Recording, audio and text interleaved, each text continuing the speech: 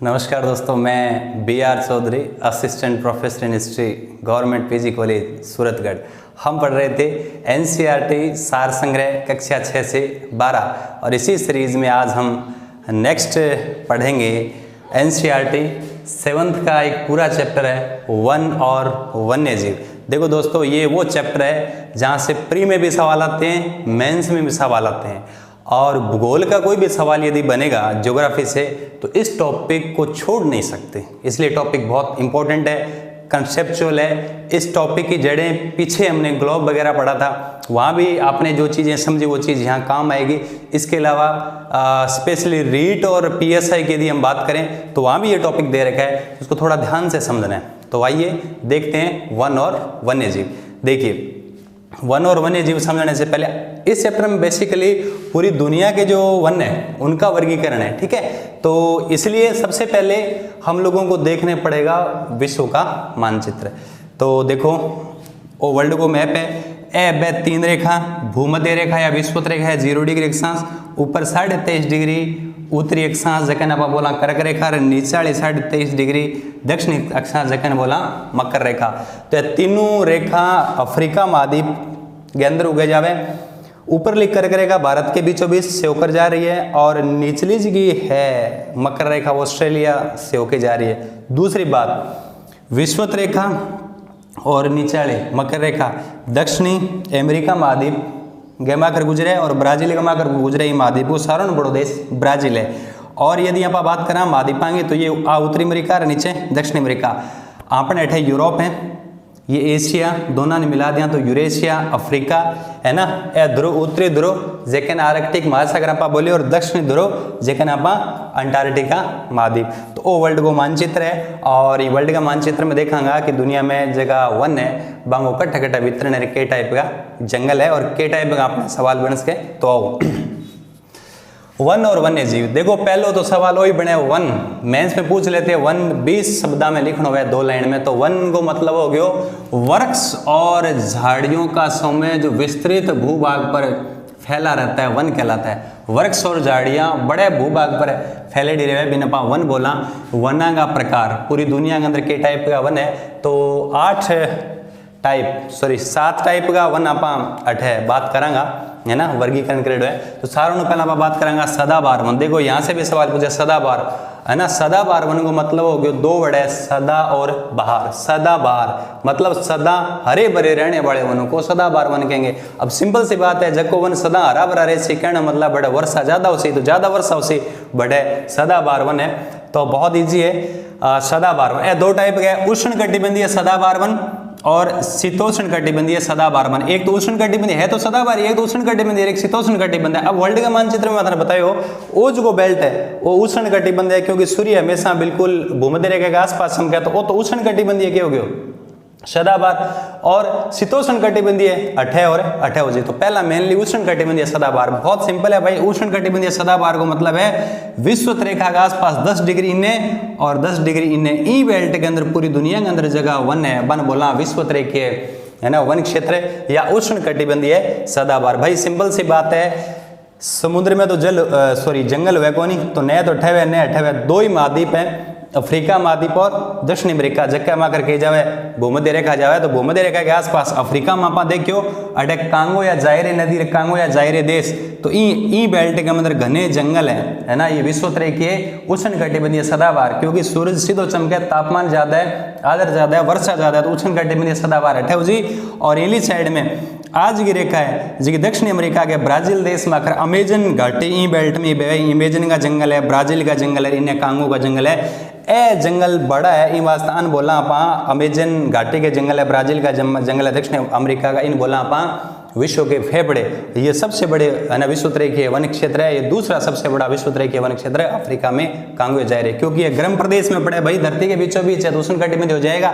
Simple, अरे वर्षा ज्यादा होसी तो पेड़ांग हो जो कि पेड़ उसी ऊंचाई भी ज्यादा होसी और तना मोटा मोटा होसी। घने जंगल है, कठोर लकड़ी है, सघन जंगल है, इनका दोहन नहीं हो पाया है। सिंपल। और इन अंदर लताओं का बहुत बड़ा समूह भी इसी टाइप के जंगलों में पाया जाता है। देखिए किसे है, उष्णकटिबंधीय सदाबहार 10-10 के है ना, विषुवत रेखा के 10-10 डिग्री आसपास पाए जाएंगे। दोनों गोलार्धम बहुत सिंपल, विषुवत रेखा के आसपास, क्योंकि यहाँ गर्मी ज्यादा, तापमान ज्यादा तो वर्षा ज्यादा।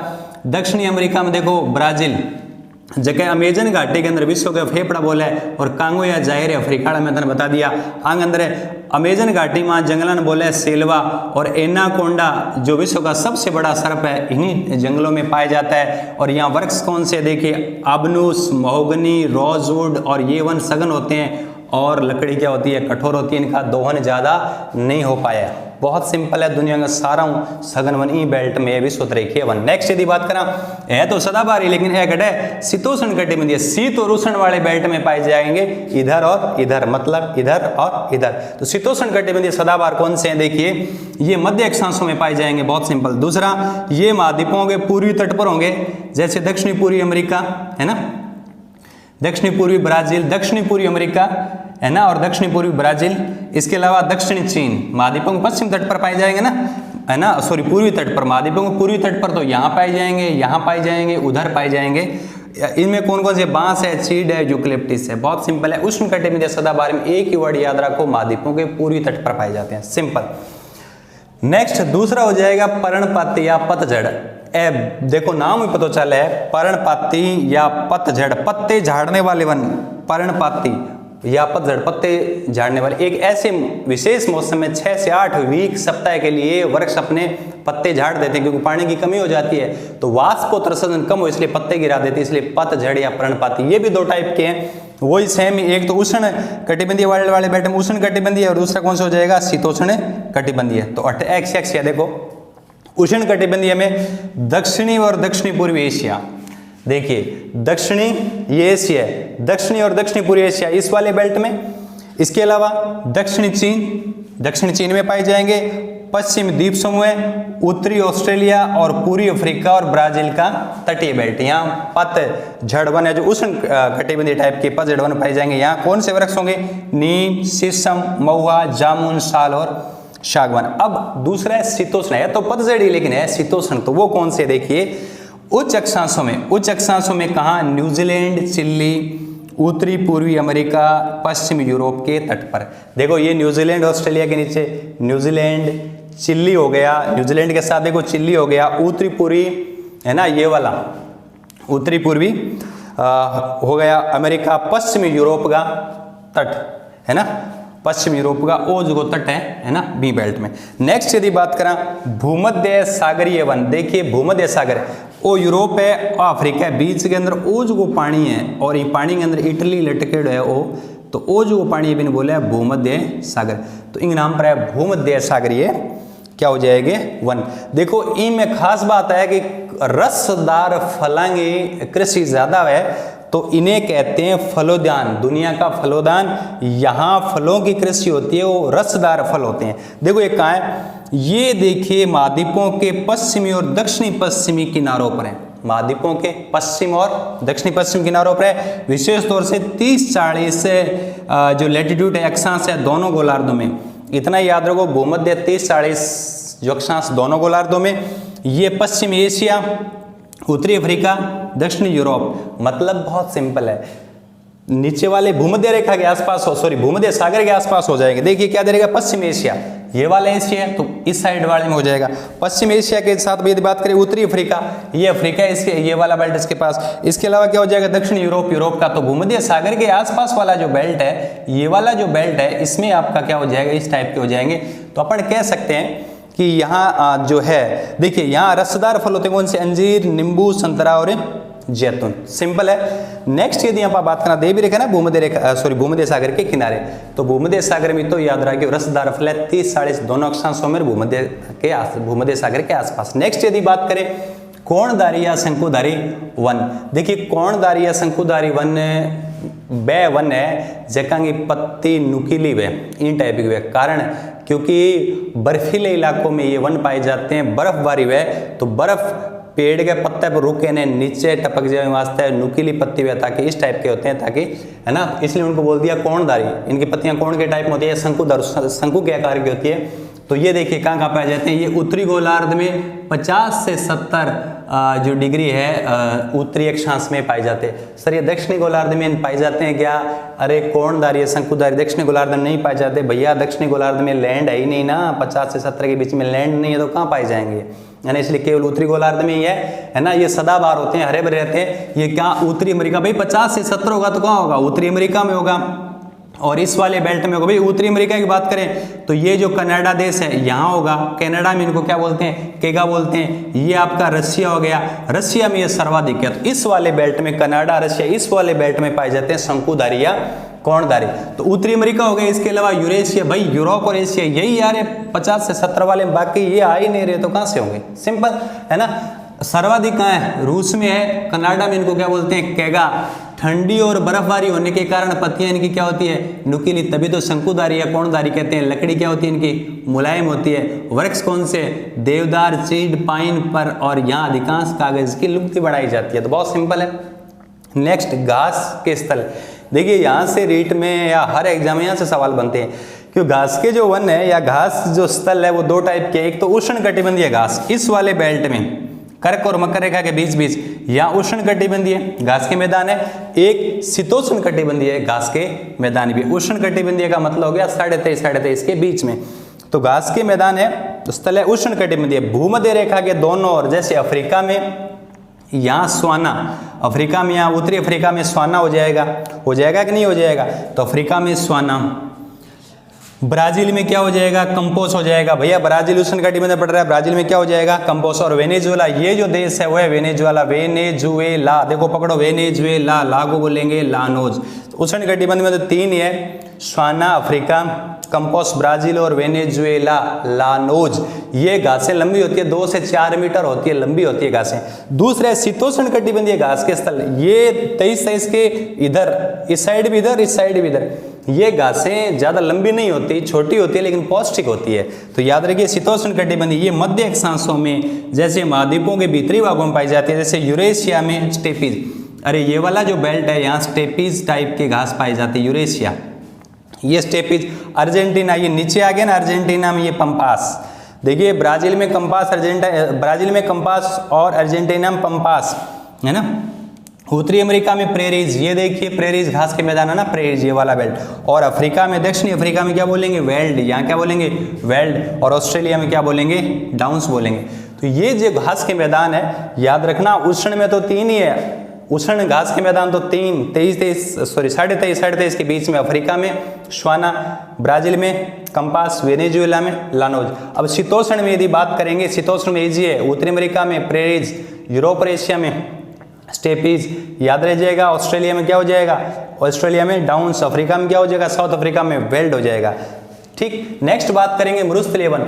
देखिए मरुस्थलीय वन में खास तौर से मरुस्थल शुष्क होते हैं, तो उष्ण कटिबंधीय मरुस्थलीय वन है ना। तो उष्ण कटिबंधीय मरुस्थलीय वन कहाँ है? 20 से 30 डिग्री दोनों गोलार्ध में। 20-30 देखिए 20-30 और 20-30 वाले बेल्ट में पाए जाते हैं दोनों गोलार्ध में। और खास बात, महाद्वीपों के पश्चिम तट पर ये क्यों है मैं बताऊंगा आपको जब हम महासागरीय जलधारा पढ़ेंगे। महाद्वीपों के पश्चिम तट पर ठंडी महासागरीय जलधारा बहती है, इसलिए जितने भी आपके है शुष्क मरुस्थल महाद्वीपों के पश्चिम तट पर ही है। तो ये शुष्क मरुस्थल है, ये महाद्वीपों के पश्चिम तट पर इसलिए है क्योंकि महाद्वीपों के पश्चिम तट पर कौन सी जलधारा बहती है? ठंडी जलधारा। ये आगे जब चैप्टर आएगा तब हम बात करेंगे। नेक्स्ट, वनस्पति क्या होती है? मरुद्भिद। अरे मरुद्भिद जेरोफाइट टाइप की वनस्पति होती है। ये वनस्पति की जड़ें लंबी होती है, कठोर छाल होती है, ऊंचाई कम होती है, पत्तियां छोटी होती है, नुकीली होती है। केक्टस, बबूल, नागफणी इस टाइप के, है ना, यहाँ की वनस्पति पाई जाती है। देखिए ये जो यदि हम बात करें सहारा मरुस्थल कहाँ हो जाएगा? उत्तरी अफ्रीका में। देखिए महाद्वीप है, महाद्वीप के पश्चिम तट पर ये हो जाएगा आपका सहारा, और ये हो जाएगा यहाँ महाद्वीपों के पश्चिम तट है, यहाँ हो जाएगा कालारी। तो देखिए सहारा उत्तरी अफ्रीका और कालारी दक्षिण अफ्रीका। सोनारन उत्तरी अमेरिका मैक्सिको में यहाँ हो जाएगा, सोनारन महाद्वीपों के पश्चिम तट पर है, और कालारी यहाँ हो जाएगा आपका कालारी, है ना। तो ऊपर सोनारन हो जाएगा उत्तरी अमेरिका में, दक्षिण अमेरिका में अटाकामा। देखिए अफ्रीका में इधर ऊपरली साइड में सहारा, निचली साइड में कालारी। इधर अमेरिका की यदि हम बात करें तो उत्तरी अमेरिका में सोनारन और दक्षिण अमेरिका में चिल्ली में हो जाएगा अटाकामा। जो दुनिया का अटाकामा है, ये दुनिया का सबसे शुष्क मरुस्थल है। तो देखिए हो गया काला दक्षिण अमेरिका, सोनारन उत्तरी अमेरिका और अटाकामा दक्षिण अमेरिका।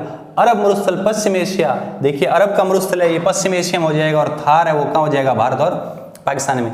इस मरुस्थल में क्या होगा, नागफनी, बबूल, कैक्टस, किक्कर, खेजड़ी यही पाया जाएगा। नेक्स्ट शीत मरुस्थलीय वन, ठंडे प्रदेशों में मरुस्थलीय शीत मरुस्थलीय वन। तो ये देखिए कहाँ भैया, शीत जो क्षेत्र का है ध्रुव क्षेत्र में, तो ये ध्रुव क्षेत्र में पाए जाएंगे, और ज्यादा ठंड पड़ने के कारण अधिकांश भागों में ध्रुव में बर्फ जमी रहती है, वनस्पति का विकास नहीं होता। थोड़ा बहुत टाइम मिलता है 3-4 महीने को, जिसमें छोटी छोटी घास उग जाती है, जैसे लाइकेन, मॉस टाइप की छोटी छोटी वनस्पति उगती है, ज्यादा विकास होता नहीं है। तो ये थे पूरी दुनिया के वन।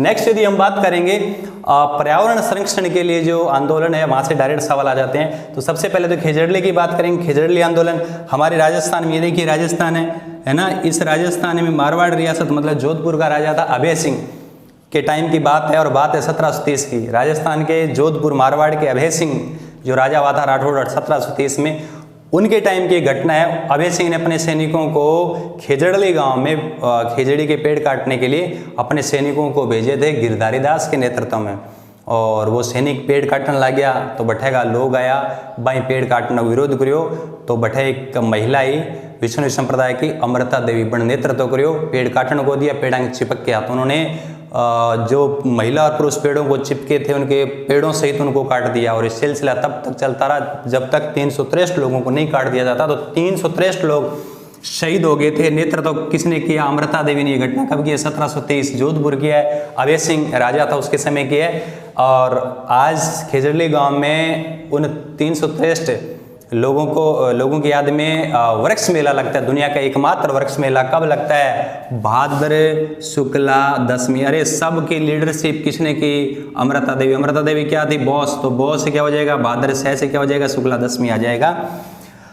आरएस में पूछा गया सवाल, राजसमंद जिले में गांव है पिपलांतरी। खास बात, पुत्री के जन्म पर बैठेगा लोगों की एक परंपरा 111 वृक्ष लगावा है। तो राजसमंद का पिपलांतरी गांव पुत्री के जन्म पर 111 पेड़ को रोपण करें, बहुत इंपॉर्टेंट है। चिपको और अपिको दो आंदोलन है। चिपको देखो, चिपको आंदोलन को संबंध है उत्तराखंड राज्य के अंदर। ये देखिए उत्तराखंड है, उत्तराखंड राज्य में चिपको आंदोलन चाल्यो। याद रखो, गोरा देवी के नेतृत्व में भाई लोग पेड़ काटने विरोध करियो, और बाद में सुंदरलाल बहुगुणा इस आंदोलन जुड़िया। तो चिपका आंदोलन याद रखना, उत्तराखंड में सुंदरलाल बहुगुणा और गोरा देवी। इसी तरीके से उत्तर भारत में चिपको और दक्षिणी भारत में अपिको। अपिको कहाँ, ये देखिए कर्नाटक में। अपिको आंदोलन कहाँ हुआ, कर्नाटक में। ए लोग भी पेड़ काटना विरोध करियो कहानी के ही। अपिको कर्नाटक सिरसी जिले के अंदर 1983 की बात है। सलकानी वन ने काटन जब लोग गया तो बड़े स्थानीय लोग विरोध करियो, पेड़ा का बांध भर ली। और अपिको को मतलब ही है बाँव में भरना, इसलिए इस आंदोलन का नाम हो गया अपिको। तो अपिको आंदोलन दक्षिणी भारत कर्नाटक। वन विनाश देखो, आपने जिया कालांतर के अंदर वना को विनाश होने लाग्यो। आप जिया प्रगति करी, साइंस प्रगति करी, लेकिन वना को विनाश होने लाग्यो। तीव्र औद्योगिकरण है ना, अनियंत्रित चारागाह, अत्यधिक सिंचाई, ये बहुत सारे कारण है, उस वजह से वनों का विनाश हो गया। तो पारिस्थितिकी संतुलन है वो गड़बड़ हो गया है ना। तो कारण तो सिंपल है, वन विनाश के क्या कारण है हमें पता है, क्या क्या कारण है, बहुत सारे कारण है, और बांगा के परिणाम होने लग रहे वो भी अपन पता है। और इनके उपाय क्या है, तो बहुत सिंपल है। जो कारण है वन विनाश के जो कारण है उनको उल्टा कर दो तो क्या हो जाएगा, उनके उपाय हो जाएंगे। बहुत सिंपल ये बात है। नेक्स्ट 2-4 बातें नोट में लिखिए। IUCN का फुल फॉर्म क्या है, international union for conservation of nature है ना। ये एक संस्था है, वो संस्था रेड डाटा बुक, लाल आंकड़ा की किताब प्रकाशित करे। भी लाल आंकड़ा की किताब के अंदर संकटग्रस्त लुप्त प्राय प्रजाति, चाहे जंतु और से पादप है, दोनों नाम प्रकाशित करे। तो लाल आंकड़ों की बुक में क्या है, संकटग्रस्त पादप और जंतु की प्रजाति के नाम लिखे जाते हैं, प्रकाशित होती है। 2 एक्ट आपने याद रख लियो भारतीय संदर्भ में। 1986 में पर्यावरण संरक्षण अधिनियम और 1972 में वन्य जीव संरक्षण अधिनियम। अरे वन्य जीवों के बेहतरी के लिए 72 में वन्य जीव संरक्षण अधिनियम। 1986 जब आप पेड़ लगा, पेड़ मतलब पर्यावरण, तो पर्यावरण संरक्षण अधिनियम। ये था वन और वन्य जीव। देखो, उम्मीद करता हूँ ये टॉपिक आपको बेहतरीन तरीके से समझ में आया होगा। देखो, जब तक आप कोई भी टॉपिक को कंठस्थ नहीं करोगे सिलेक्शन नहीं होगा। इसलिए सिलेक्शन यदि लेना है कहीं भी, तो कोई भी टॉपिक हो उस सिलेबस को आपको कंठस्थ करना पड़ेगा, अक्षरश आपको याद करना पड़ेगा समझते हुए। और मुझे ऐसा लग रहा है कि आपको अक्षरश ये चीज़ें याद हो रही है। मिलते हैं बहुत जल्द नेक्स्ट वीडियो में। Thank you.